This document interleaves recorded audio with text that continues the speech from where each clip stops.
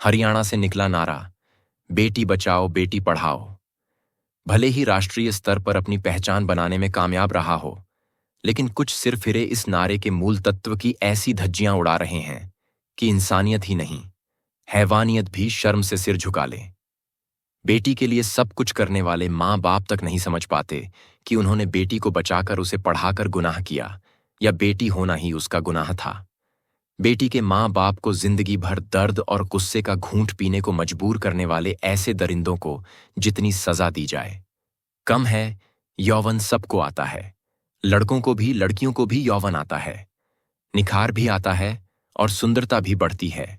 लड़कों को तो इस सब से कोई फर्क नहीं पड़ता, लेकिन कई बार लड़कियों के लिए यह सब बहुत भारी पड़ता है।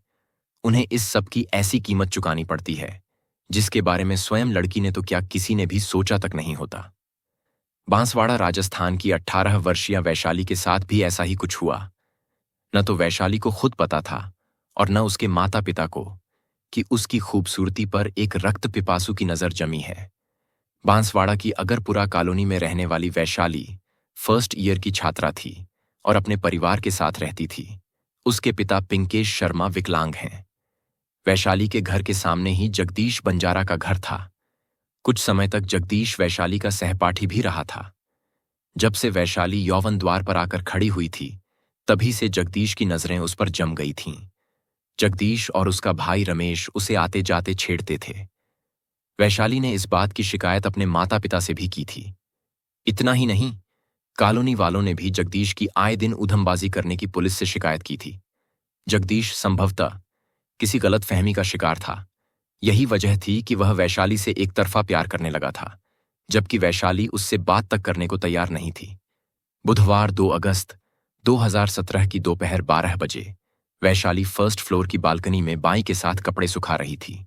उसके पिता पिंकेश शर्मा ऊपर की मंजिल पर थे।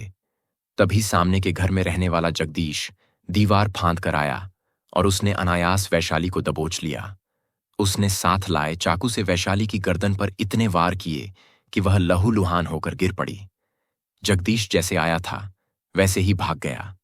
बाई ने शोर मचाया तो पास पड़ोस के लोग भी आ गए और वैशाली के परिवार वाले भी।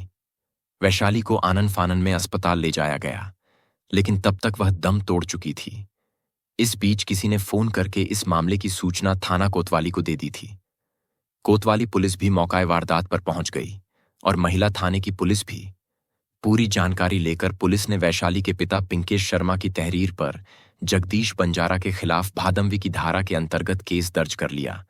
इसके साथ ही पुलिस ने जगदीश बंजारा की खोज शुरू कर दी, लेकिन तब तक पूरा बंजारा परिवार फरार हो चुका था। वैशाली की हत्या को लेकर पूरी अगरपुरा कॉलोनी में रोष था। इतना रोष कि लोग बंजारा परिवार के घर को आग लगा देना चाहते थे। गंभीर स्थिति को देख समझकर एसपी के आदेश पर बंजारा परिवार के घर पर 7 सशस्त्र सिपाहियों का पहरा बैठा दिया गया था। इसके बावजूद कुछ युवक उस घर को क्षति पहुंचाने के लिए आए तो पुलिस ने उन्हें समझाकर वापस लौटा दिया। काफी भाग दौड़ के बाद पुलिस टीम ने जैसे तैसे 3 अगस्त को जगदीश बंजारा को गिरफ्तार कर लिया। थाने लाकर उससे काफी पूछताछ की गई, लेकिन उसने मुंह नहीं खोला। आखिर इतना बड़ा अपराध करके वह कब तक चुप रह सकता था। 4 अगस्त को उसे मुंह खोलना ही पड़ा। पुलिस से उसने केवल इतना ही कहा, मैं वैशाली से प्यार करता था, वह मेरी बनने को तैयार नहीं थी, फिर मैं उसे किसी और की कैसे होने दे सकता था, इसीलिए मैंने उसे मार डाला। पुलिस ने जगदीश बंजारा के हैवानियत भरी करतूत तथा उसके जुर्म कबूल करने के बाद उसे जेल भेज दिया गया। यह थी एक सिरफिरे आशिक के प्यार की कहानी जो जुनून बनकर अपराध में बदल गई। प्यार अगर समझ से बाहर हो जाए तो तबाही तय होती है। दोस्तों, ऐसी ही सच्ची क्राइम स्टोरीज के लिए चैनल को सब्सक्राइब करना न भूलें। मिलते हैं एक और सच्ची घटना के साथ।